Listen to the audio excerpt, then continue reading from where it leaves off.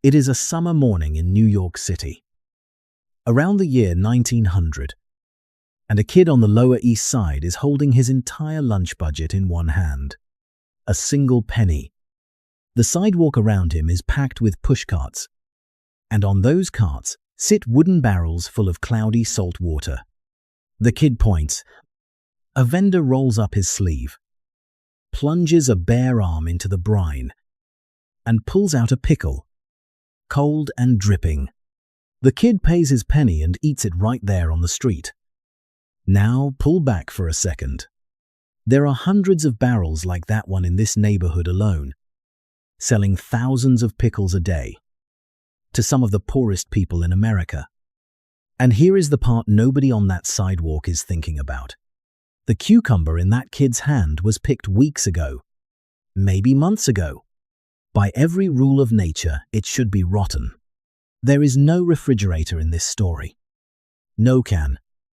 No chemical preservative. Just salt, water, and time. Yet the thing is still good.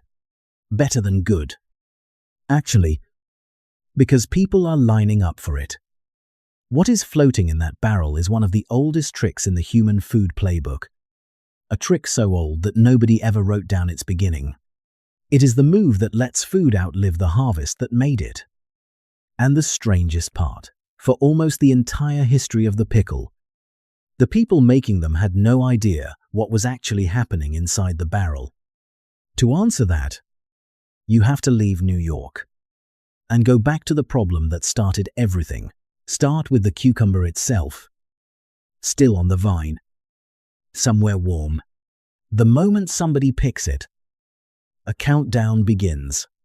Give it a few days and the skin goes dull. A week or two, depending on the weather, and it turns soft, then slimy. Then it is simply gone.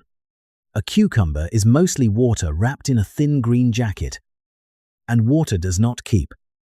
That was true of nearly everything people grew or caught. Cabbage wilted, fruit molded, fish, famously, went bad faster than almost anything else a human being could eat. For most of history, there was no way around this. Because there was no cold, no freezer, no icebox, no supermarket in January. When food was done, it was done, which set up one of the cruelest math problems our ancestors ever faced. The harvest season was short. The eating season was the whole year. A farming family could do everything right, get the rain they prayed for, and bring in more food in 6 weeks than they could possibly eat in 6 weeks. Then they got to watch the surplus die. A great harvest and a bad harvest could end the same way. With a hungry spring, the food did not fail them. The clock did. So people fought the clock with anything that worked. They dried meat and fruit in the sun until the water was gone. They packed fish in salt until nothing could live in it. They buried roots in cool earth. Every one of these was a weapon in the same long war. And somewhere in that war, people stumbled onto the strangest weapon of all. Take a vegetable, sink it in water salty enough to taste like the sea, hold it under, and wait. By every instinct we have, that should end in a ruined, stinking mess. Instead, something else happened. The vegetable changed. It turned sour and firm and sharp. And then it stopped changing. It just sat there, week after week, month after month, still safe to eat long after the field it came from had gone brown. Cucumbers, which had traveled out of South Asia, where they were first domesticated, turned out to be spectacular at this. The fresh one died in days. The brined one shrugged off entire seasons. Now, this is the point in the story where you would expect a name. The genius who invented the pickle. The year it happened. The place it was born. And this is where your channel owes you some honesty. Because that person does not exist in any record we have. There is no inventor of the pickle. Food historians can trace pickled and fermented foods deep into the ancient world. And the careful sources. The people who study food preservation for a living will only say that pickling may have begun when food was stored in acidic liquids, like wine or beer, and someone noticed it kept. That is as solid as the ground gets. No date. No name. No eureka moment. Written down anywhere. And honestly, that missing name might be the best clue in the whole case. Because the technique shows up in so many places, among people who never met, that the likeliest story is that it was discovered over and over, independently, by anyone who kept food in brine long enough to notice. This was a solution so available and so badly needed that humanity kept tripping over it. By the time anyone thought to write about pickles, people were already making them like they had always made them. Salt it. Sink it. Wait. They had the recipe down cold. What they did not know, what nobody on earth would know for thousands of years, was that the recipe had a hidden ingredient. The barrel was not empty when the cucumbers went in. Something was already living in there. Here is a fact worth sitting with for a second. For nearly the entire history of the pickle, not one single person who made a pickle had ever seen a bacterium. The microscope that could catch one would not exist until a few centuries ago, and the science that could explain one came even later. Every pickle before that was made blind. But the pickle makers were not stupid, and they were watching closely. They knew the routine by heart. You sink the cucumbers in brine, and for the first few days the barrel comes alive. The liquid fizzes. Little streams of bubbles rise, like the whole thing is quietly boiling. The brine turns cloudy. The smell sharpens. The flavor slides from salty towards sour. And then, after a few weeks, the storm passes. The bubbling stops. The pickle settles. And what is left in the barrel is stable, sour, and safe. Every culture that brined vegetables saw some version of that show. None of them could explain it. Why did the cucumber sour instead of rot? Rot is the default setting of the universe. Leave any food alone, and an invisible army shows up to take it apart. So what was different inside the barrel? What was standing guard? The answer is that the brine was never really a wall. It was a filter. Salt water at the right strength is a brutal neighborhood for most microbes. The molds and the spoilage bacteria that normally tear food apart mostly can't take it. So they sit at the edge of the party, locked out. But one family of bacteria handles it just fine. They are called lactic acid bacteria. They ride into the barrel on the skin of the cucumber itself. And for them, salty brine is a private club with their name on the door. Once the competition is locked out, they get to work. A fresh cucumber carries natural sugars, and the lactic acid bacteria eat those sugars and give off acid as they go. Day by day, the brine grows more sour. The acid level climbs, and the environment inside that barrel turns harsher and harsher for the germs that cause rot, until the pickle is essentially sitting inside its own preservative. That fizzing the old pickle makers watched carbon dioxide, the exhaust of billions of invisible workers on shift. The cloudiness was partly that workforce itself, drifting in the brine. The sour taste was the product. So the great trick of pickling was never that salt kills everything. The trick is that salt picks a winner. The vegetable survives because one team of microbes captures it before the destructive teams can get there. Your ancestors were not sterilizing food. They were hiring guards and paying them in sugar, which means people were practicing microbiology thousands of years before anyone knew microbes existed. Nobody managing a pickle barrel had the faintest idea they were farming bacteria. The same way the first corn farmers had no idea they were flipping genetic switches. They just knew what worked, kept doing it, and handed it down. The understanding arrived thousands of years after the skill.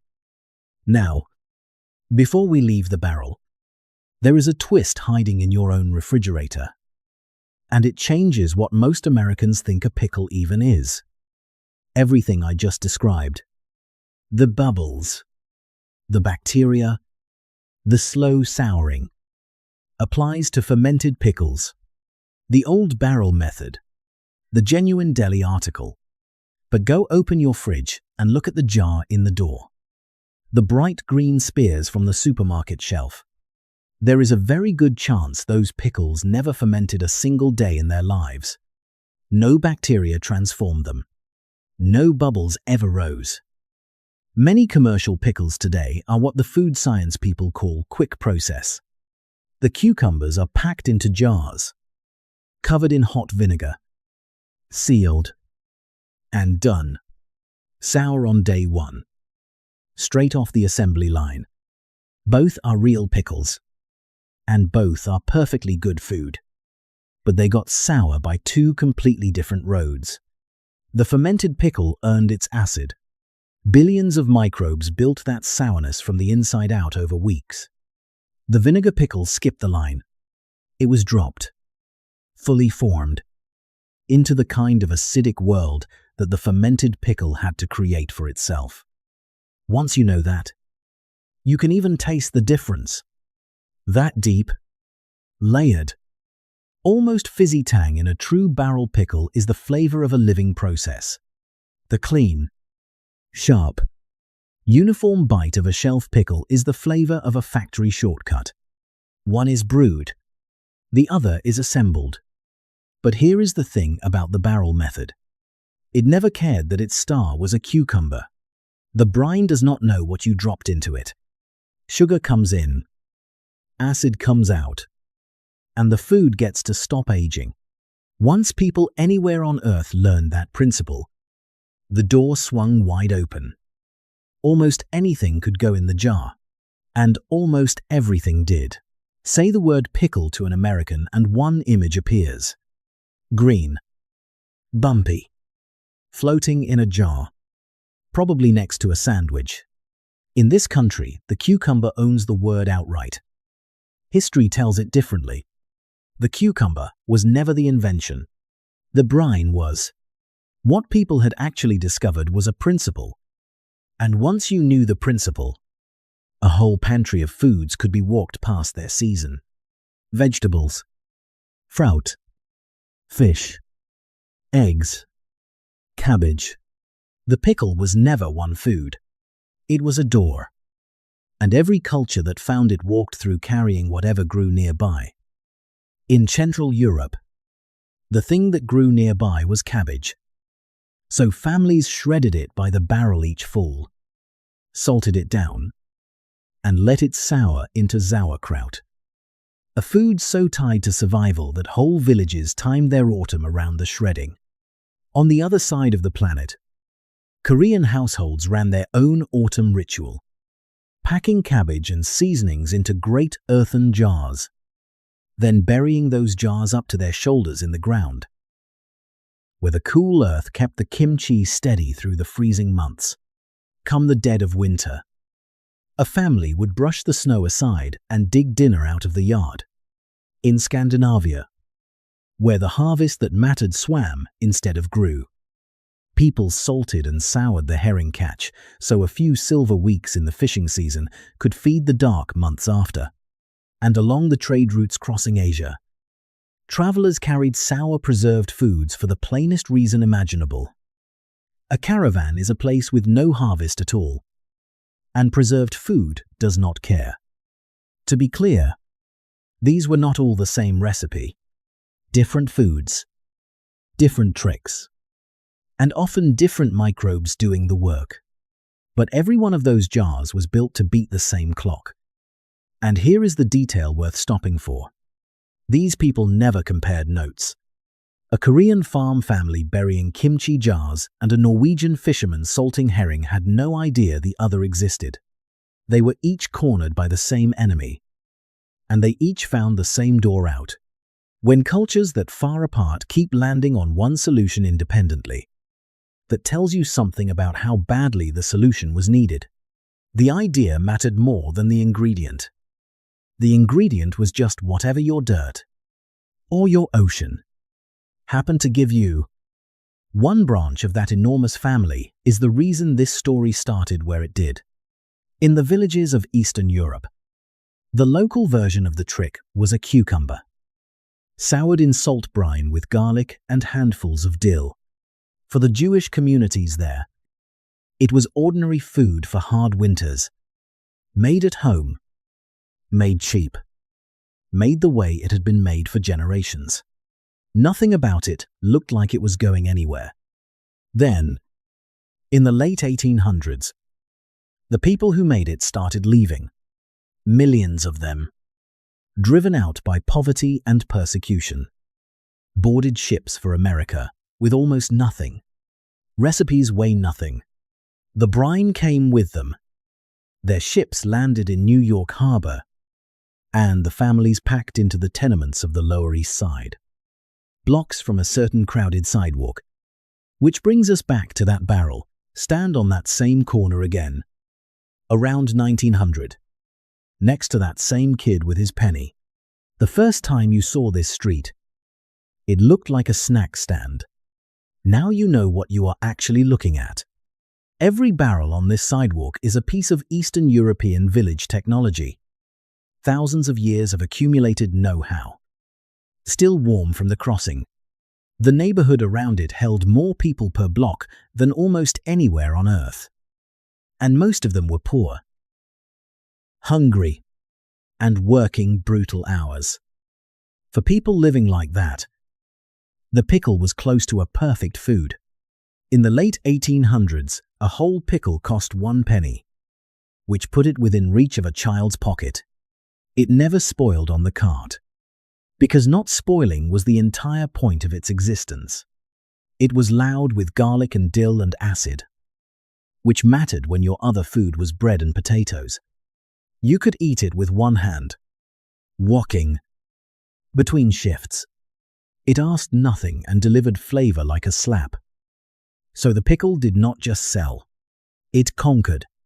The first pushcart peddlers had appeared in the 1860s, and by 1900 there were roughly 3,000 pushcarts in the city, most of them packed into the Lower East Side. The center of it all was Essex Street, which people took to calling Pickle Alley. And at the height of the craze, the Tenement Museum counts at least 80 pickle vendors in business there. 80. Selling the same item on the same blocks.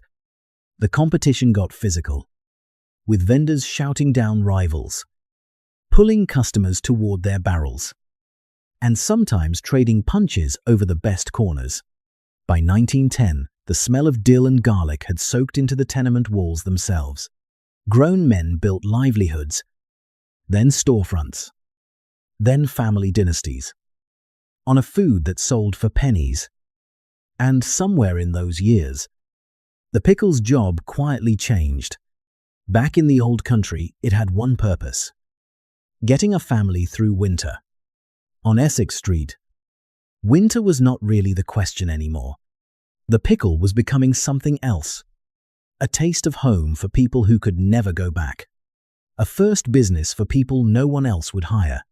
The sharp thing next to the sandwich at the delicatessen counter, beside the pastrami and the rye, where it settled in so comfortably that Americans eventually forgot it had ever lived anywhere else.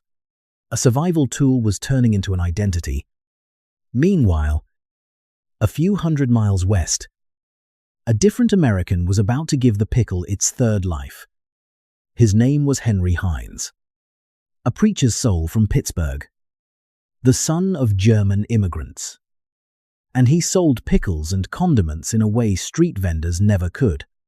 His products came in clear glass jars, so a customer could inspect the food before buying it, which in an era of swindled, adulterated groceries was a genuinely radical promise.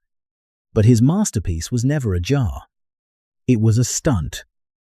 In 1893, Heinz took a booth at the World's Fair in Chicago and drew a terrible hand.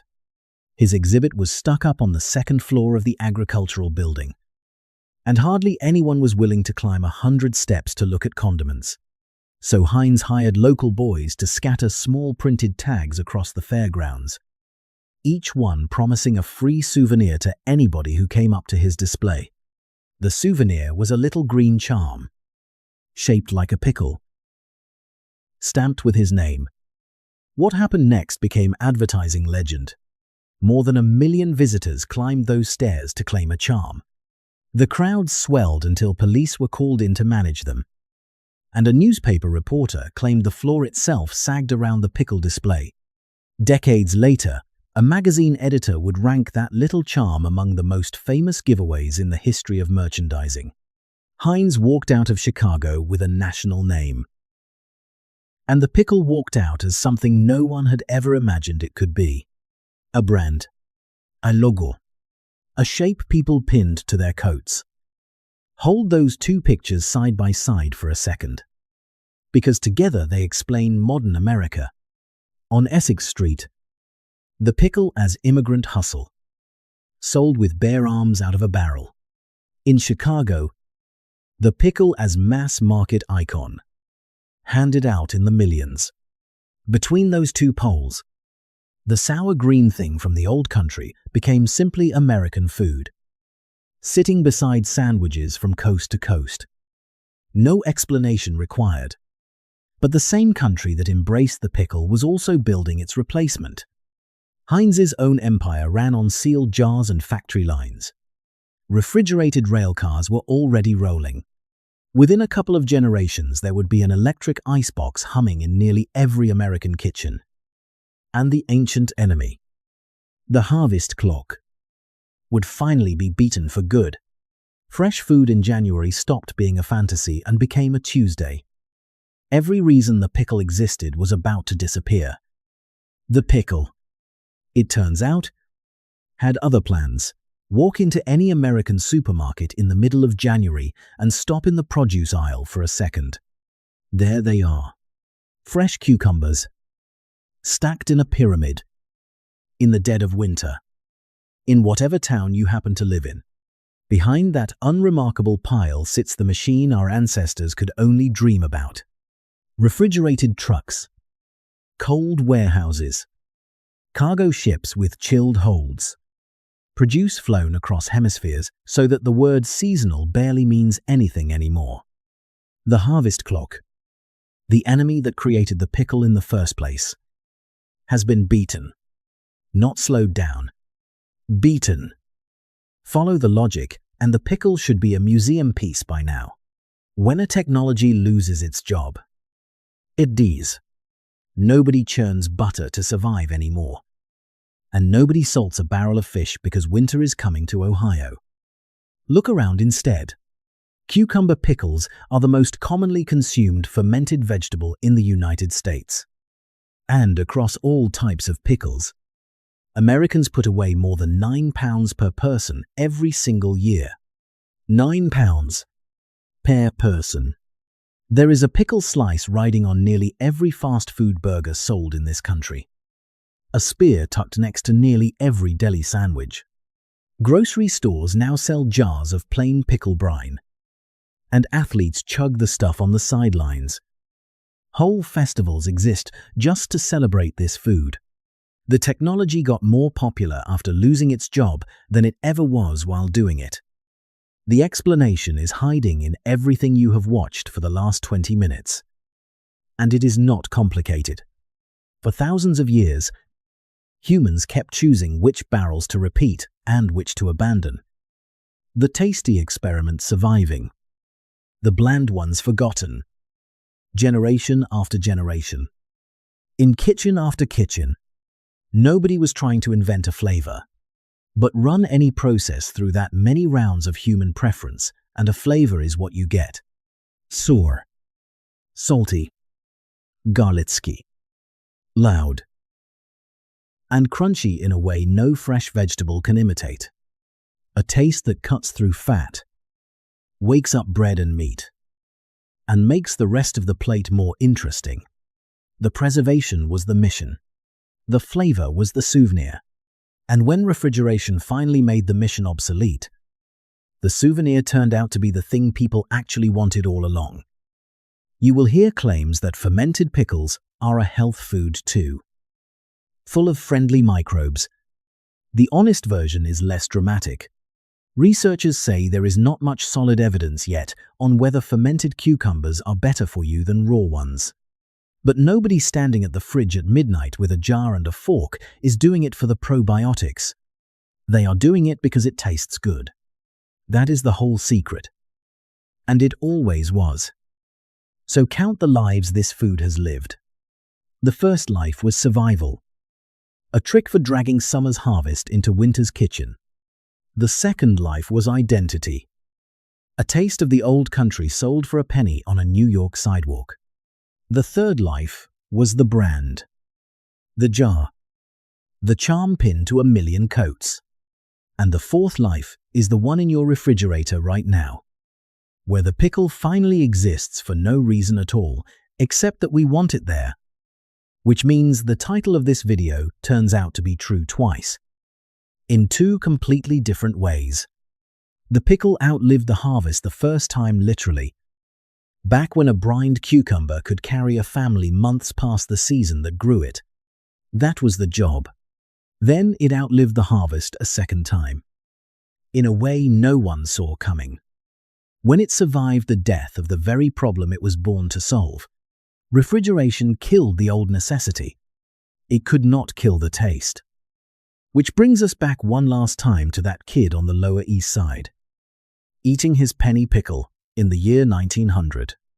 Somewhere in America today, someone is unwrapping a burger, and tucked under the bun is a slice of the exact same invention. Two people, separated by more than a century, eating the same ancient trick. The only difference is the reason. The kid ate it because his family needed food that refused to die. We eat it because somewhere along those thousands of years, we fell for it. His pickle was survival. Ours is a choice. Same barrel.